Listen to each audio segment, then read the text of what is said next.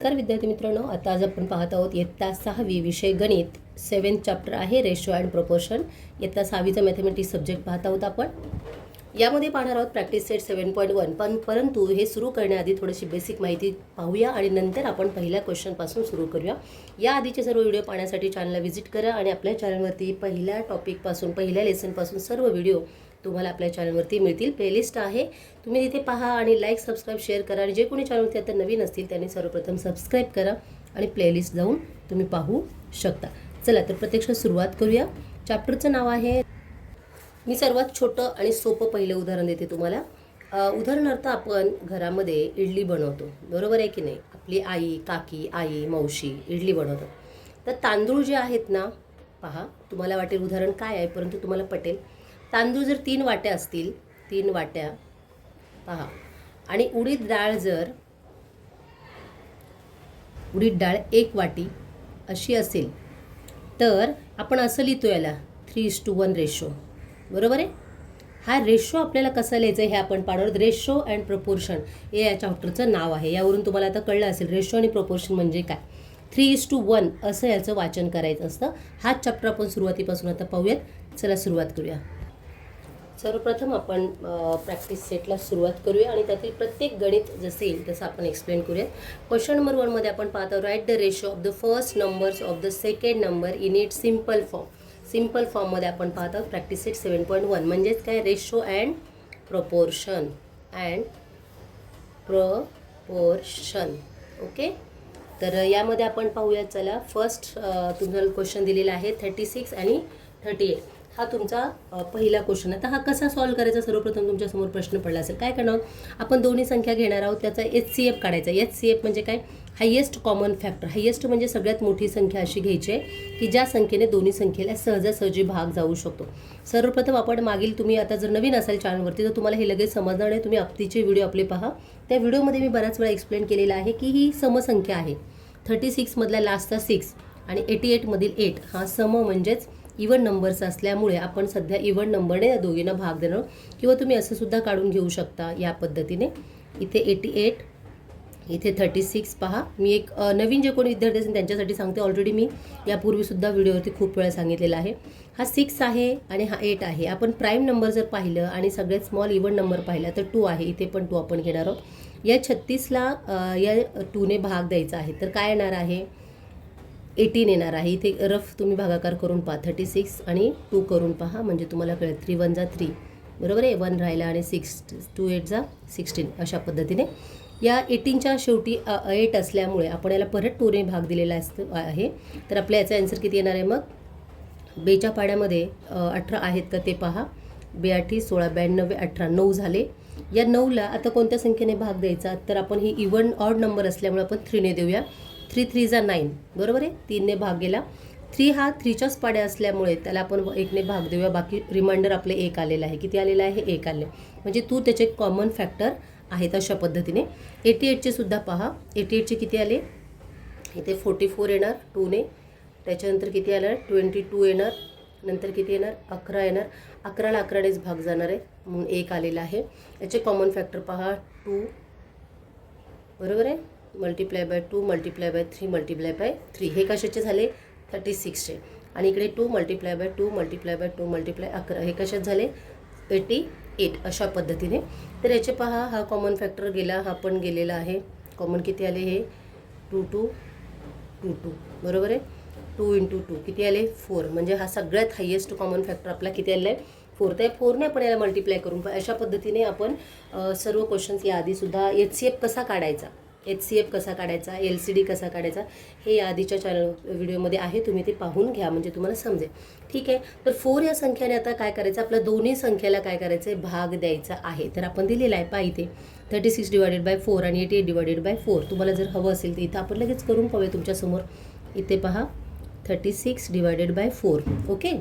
4ने ह्या 36ला भाग देण्याआधी सर्वात सोपी ट्रिक सांगते मी विद्यार्थ्यांसाठी. या बाजूला तुम्ही पाडा लिहून घ्यायचा आहे. सगळ्यात सुरुवातीला काय करायचं आहे, पाडा लिहून घेतला तर तुमचं उत्तर पटकन येतं.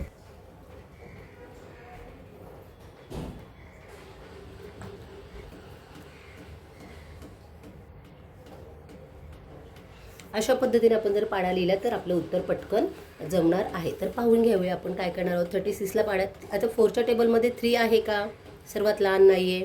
आपण एका डिजिटला सुद्धा भाग देऊ शकतो किंवा दोन्ही डिजिट या पाड्यामध्ये आहेत का आधी पाहूया आपण.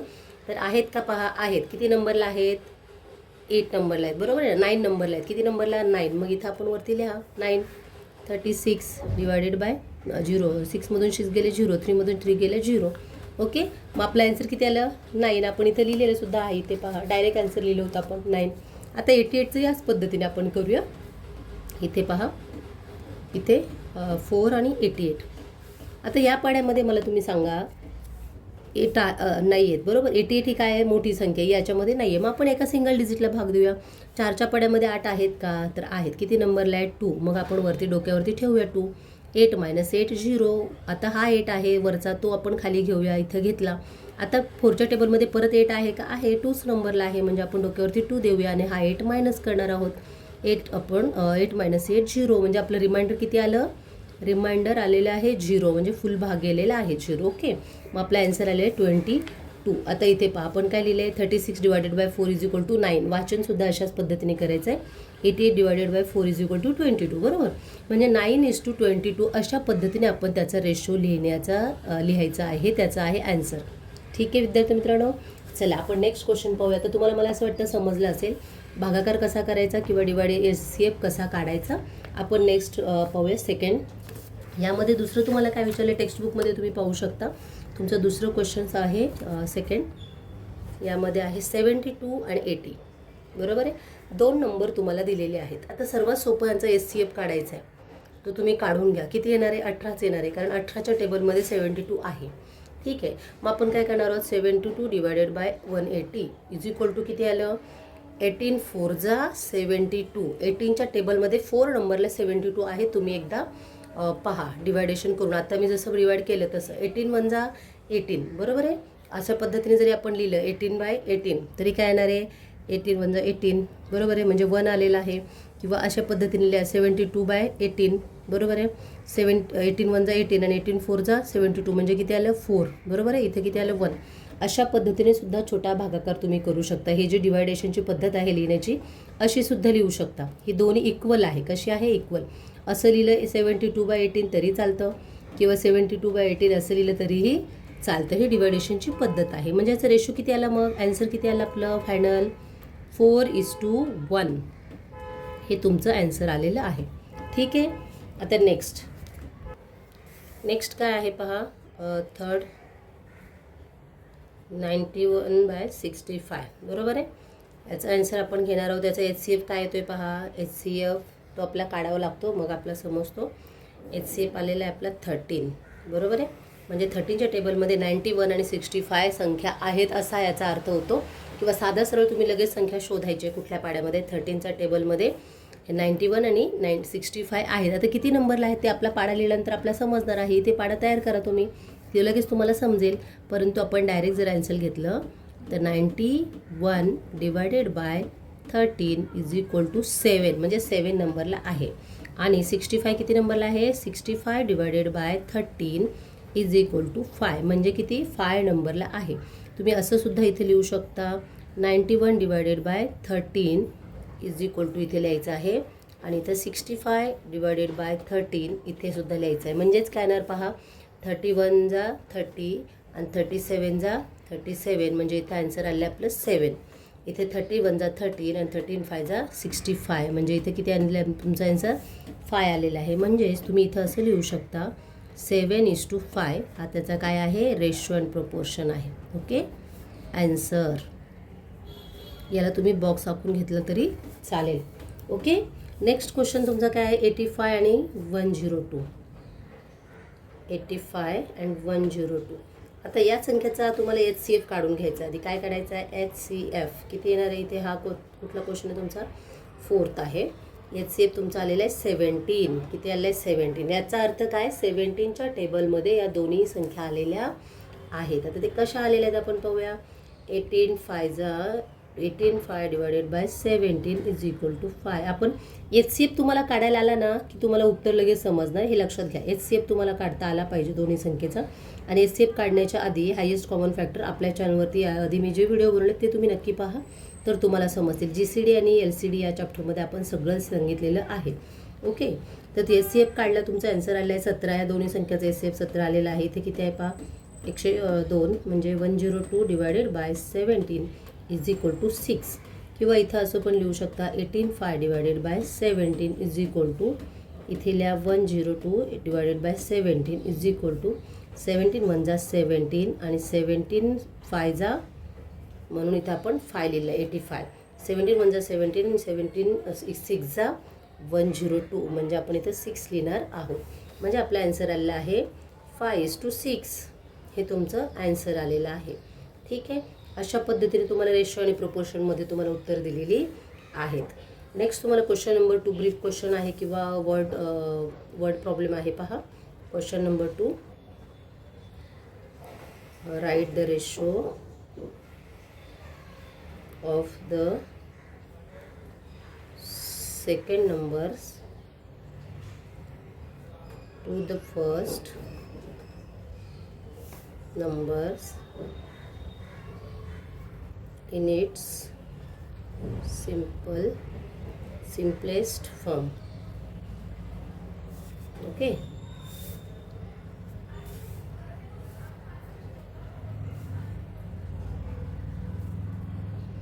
आन्सर 28 आणि 84. बरोबर. तर आता पहा, इथे तुम्ही असं पण लिहू शकता, ह्याचा HCF काढायचा ना तुम्हाला आधी. HCF आपला काढला तर आन्सर आला आहे 28. म्हणजे 28च्या पाड्यामध्ये दोन्ही संख्या आहेत. तर आपण इथं असं लिहू शकता 28 डिवायडेड बाय 28 आणि इथे असं पण लिहू शकता 84 divided by 28 is equal to, answer किती आलेला आहे, इथे 1च येणार आहे कारण 21 1 जा 21 आणि 21 3 जा 84, 28 1 जा आणि 28 3 जा. ओके, अशा पद्धतीने 21 1 जा आणि 21 1 जा म्हणजे 1च आलेलं आहे. 28 1 28. ठीक आहे, याची लिहिण्याची पद्धत अशी सुद्धा लिहू शकता 28 डिवायडेड बाय 28. असं वाचनसुद्धा असंच करा तुम्ही.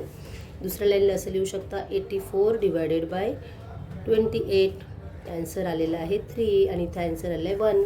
ओके, मग आता फायनल आन्सर तुमचं कसं लिहिण्याची पद्धत आहे 3:1. मोठी संख्या आधी लिहिली तरी चालते 3:1. ओके, ठीक आहे.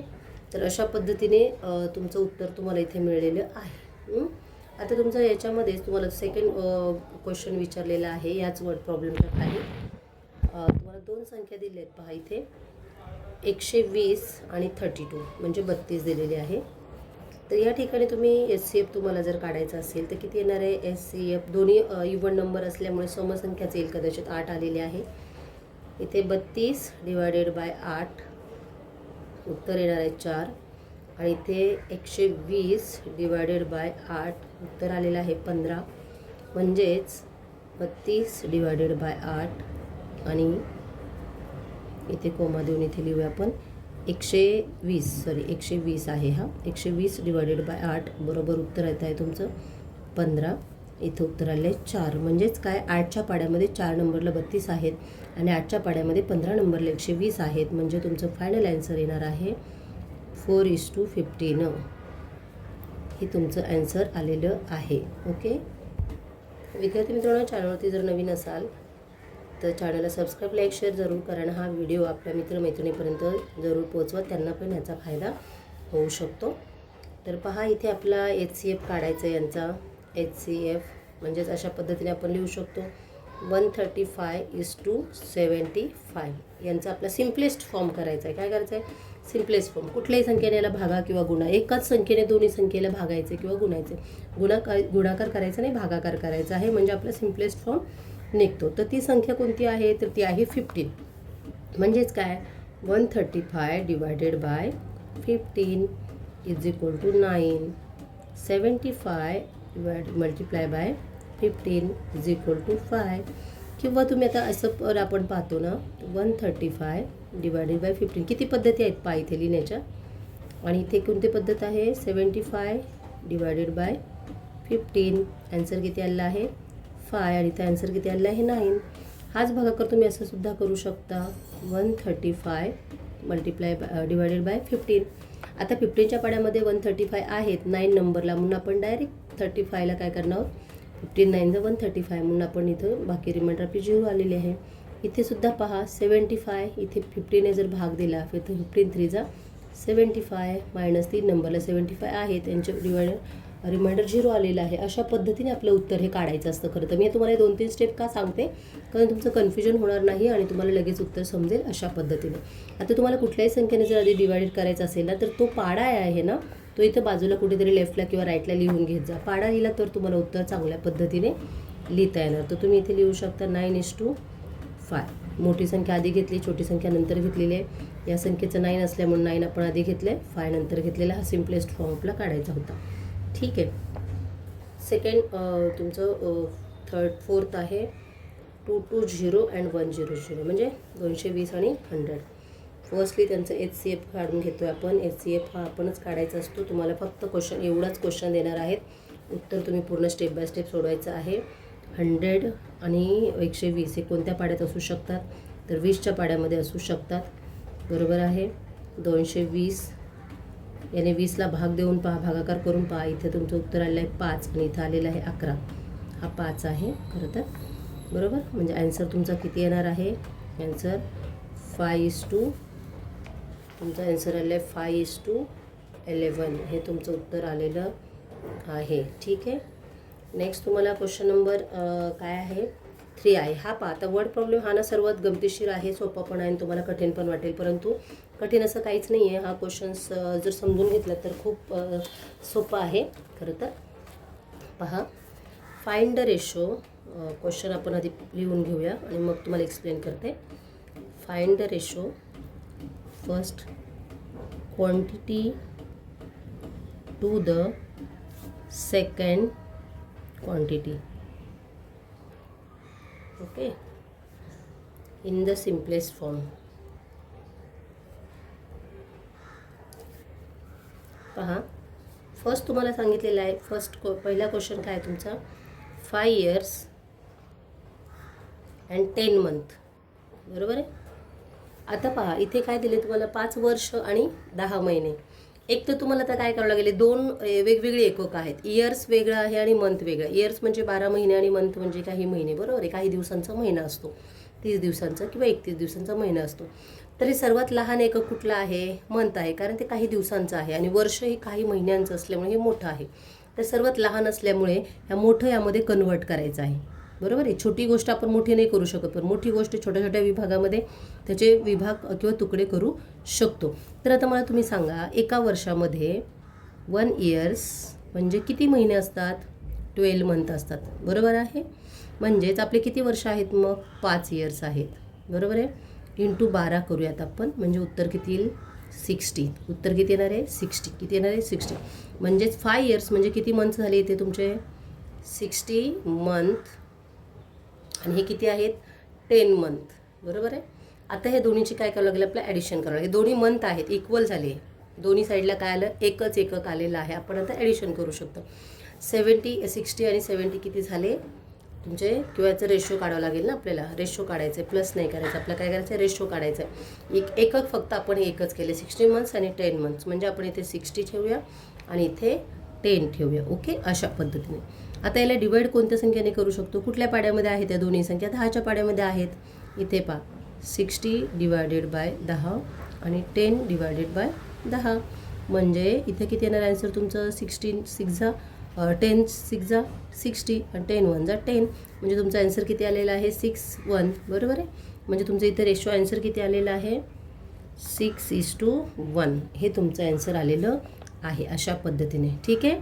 उत्तर समजलं तुम्हाला. कधीही मोठं आणि छोटं दोन वेगवेगळे एकक असतील तर छोट्या एककामध्ये हे काय करायचं, कन्वर्ट करायचं आहे. ठीक आहे.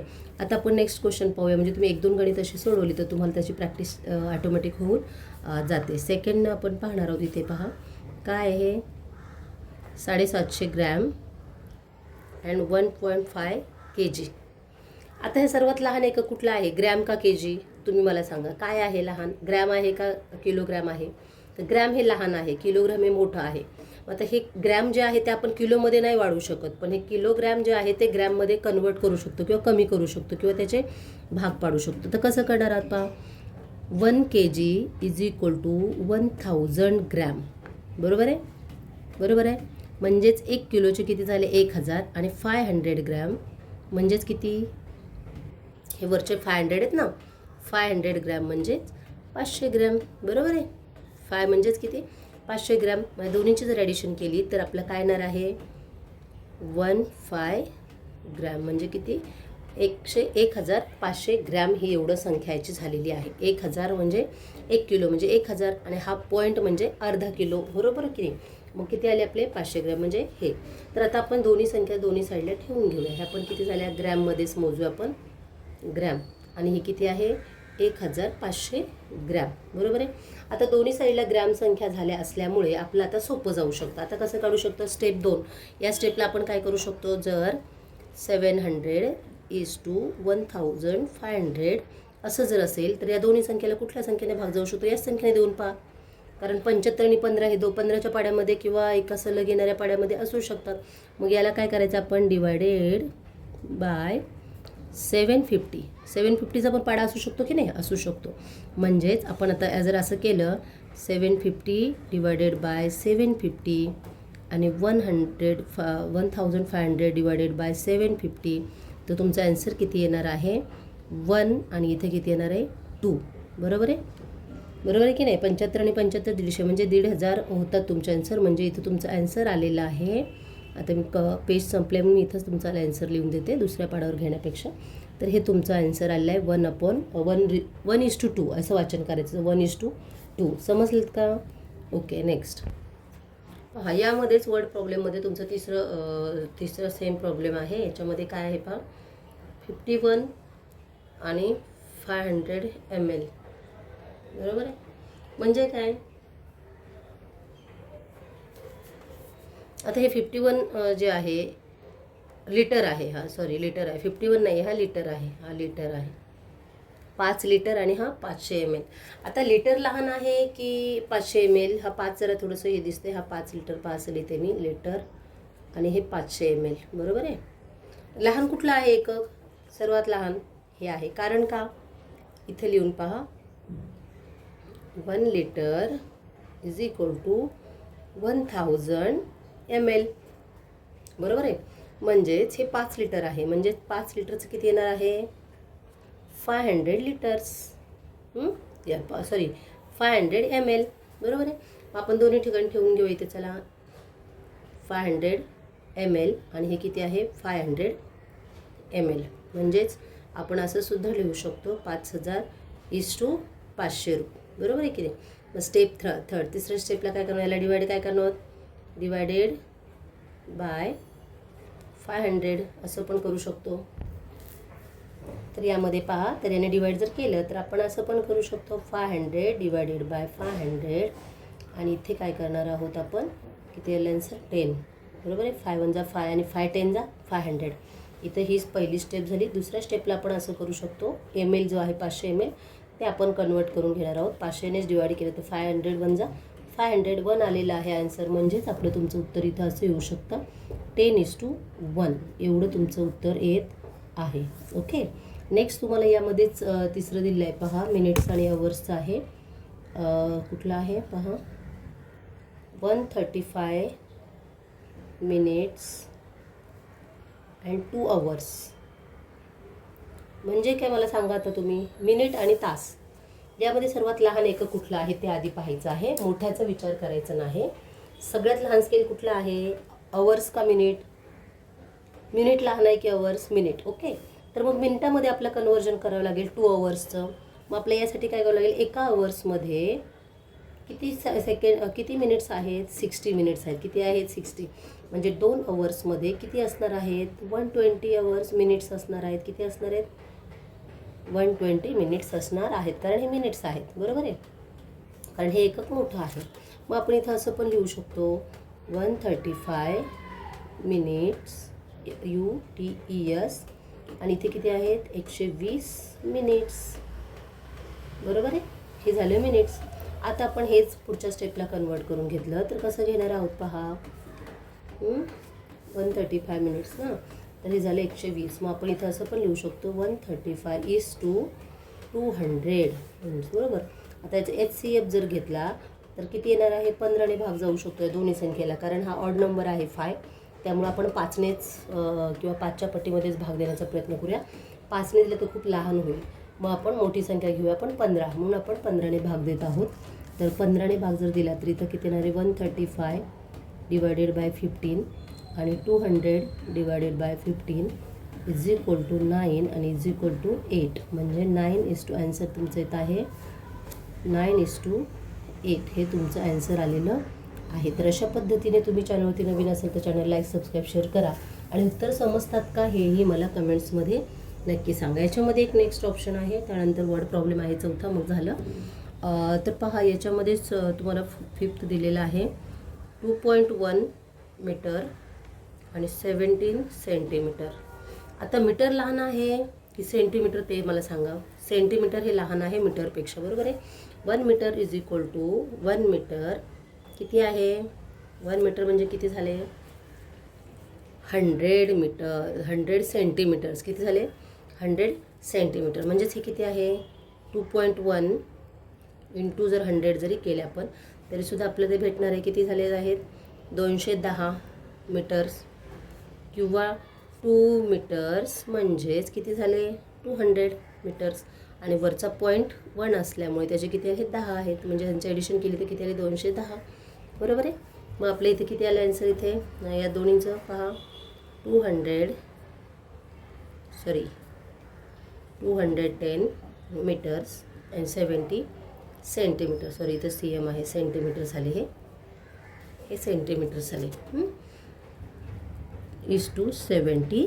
मग याला कुठल्या संख्येने भाग द्यायचा आपला पहा, डिवायडेड बाय 7ने जर दिलं, डिवायडेड बाय 70 असं जर असेल तर आन्सर तुमचं येत आहे 20 divided by 70 is equal to 3 आणि 70 divided by 70 is equal to 1. म्हणजेच तुमचं आन्सर येत आहे किती येते 3:1.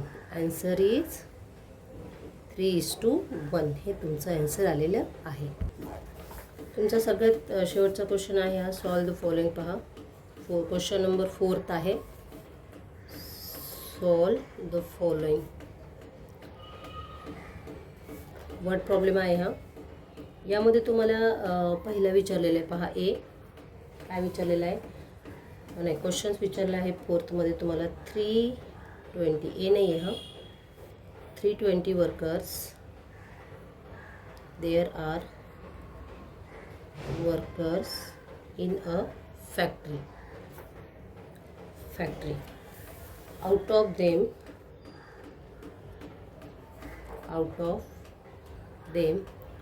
200 area male workers solve the following question based on this. आता तुम्हाला काय सांगितले पहा, 320 वर्कर एका फॅक्टरीमध्ये काम करत आहेत आणि 200 पैकी 200 मेल आहेत. किती आहेत 200 मेल्स आहेत. तर तुम्हाला फिमेल्स काढायचे आहेत. तर पाहूया आपण एक कंडिशन काय दिली आहे त्याला. पहिली कंडिशन काय आहे पहा, पहिली कंडिशन विचारेल तुम्हाला फाइंड द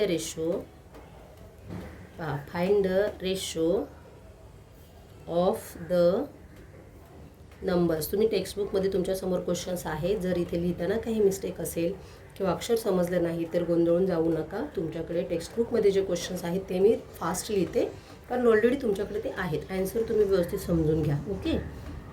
क्योंकि लिहिताना आपला वेळ जाईल म्हणून आपण स्पीडमध्ये लिहित आहे, ठीक आहे. तर तुमचा हा प्रश्न काय आहे पहा, workers. Find the ratio of numbers of male workers to the numbers of female workers. आपलं ते काढायचे आहेत. कसं काढणार मग आता इथे पहा आपण काय करणार आहोत.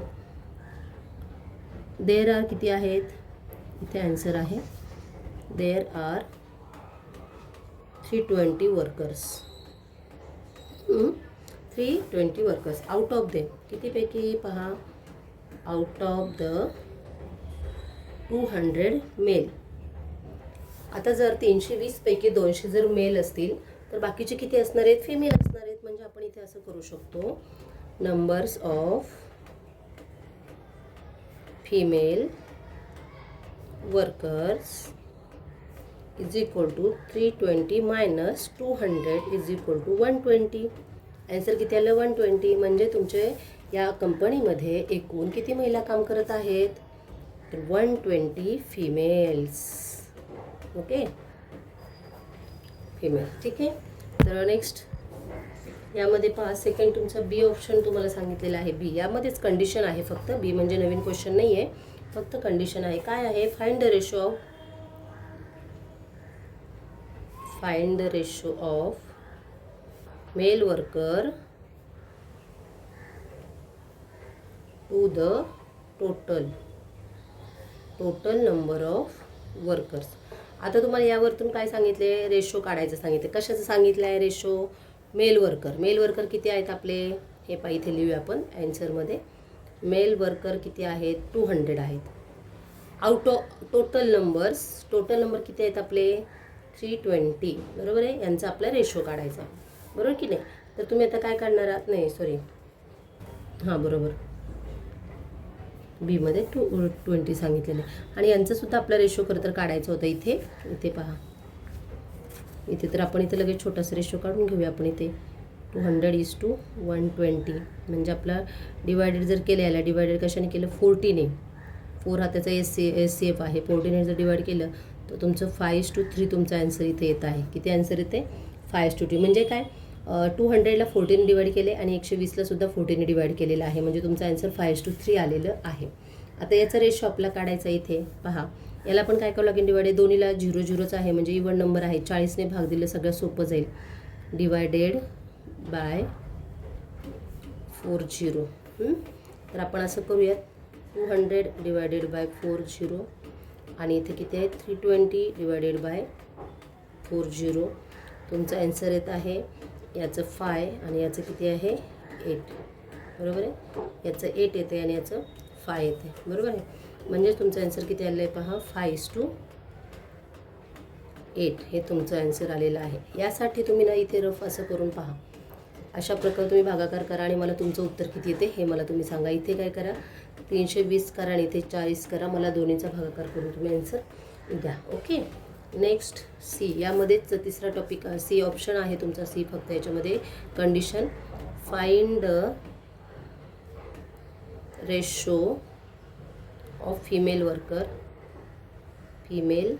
Workers to total worker. आता फिमेल आणि टोटल वर्कर्स आपण काढणार आहोत. हे मी फास्ट लिहिते कारण हा क्वेश्चन ना तुमच्या टेक्स्ट बुकमध्ये ऑलरेडी आहे, त्यामुळे तुम्हाला तिथं रीड करायची गरज नाही आहे. मिस्टेक जरी असेल तरी तुम्हाला लगेच समजेल. फिमेल्स टोटल किती आहेत पहा आपल्या इथे? फिमेल्स वर्सेस टोटल आहे इथे. हां, टोटल स्टुडंट किती आहेत इथे? फिमेल्स किती आलेले आहेत आपले? 120 आणि टोटल किती आहेत? 320. म्हणजे दोन्ही संख्येला जर डिवाइड 4नेच केलं, सर्व ठिकाणी आपण 40नेच डिवाइड केलं आहे, लक्षात घ्या. 40नेच प्रत्येक ठिकाणी A, B, C तिन्ही ठिकाणी 40नेच आपण डिवाइड केलं आहे. तर 120 डिवायडेड बाय 40 आणि 320 डिवायडेड बाय 40 जर आपण असं केलं तर याचा आन्सर येते 3 आणि इथे किती येते? 8. बरोबर आहे. मग टोटल तुमचं आन्सर किती आलेलं आहे? 3:8 एवढं तुमचं आन्सर आलेलं आहे. तर अशा पद्धतीने हा 7.1 इथं संपलेला आहे. नवीन याच्यामध्ये आपण पाहणार आहोत 7.2 प्रॅक्टिस सेट 7.2 हे आपण नेक्स्ट व्हिडिओमध्ये पाहणार आहोत. तर चॅनलमध्ये नवीन असाल तर सबस्क्राईब करा, लाईक शेअर जरूर करा. भेटूया उद्याच्या व्हिडिओमध्ये. तोपर्यंत बाय, सी यू.